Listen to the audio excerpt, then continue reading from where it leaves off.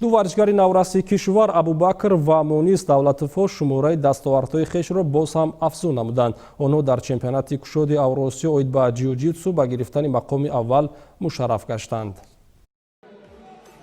давоми 3 рӯз дар шаҳри Москваи Федератсияи Россия чемпионати кушоди Авроосиё оид ба ҷиу-ҷитсу миёни кӯдакону наврасон баргузор шуд. Дар қатори варзишгарони дигар кишварҳои қора ду навраси тоҷик Мунис ва Абубакр Давлатовҳо ҳам дар мусобиқа ширкат намуданд.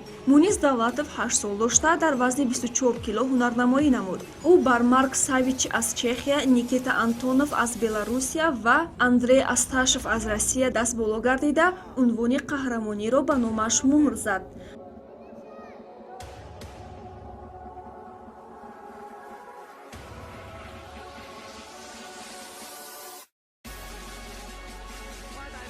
Абубакр Давлатов бошад миёни варзишгарони соли таваллудашон 2013 дар вазни 23 кило ғолиби мусобиқа дониста шуд. ӯ дар даври аввал Павел Савотский русро шикаст дода бар ҳарифони навбатии худ Никита Михайлов аз Беларусия ва Степан Макаров аз Россия ғолиб омад ва нишони тиллоро ба гардан овехт. ёдовар мешавем ки ин ду варзишгари умедбахш дар мусобиқаи AGP Tour Moscow International Pro ки моҳи август доир шуда буд ба гирифтани мақомҳои ифтихорӣ даст ёфта буданд.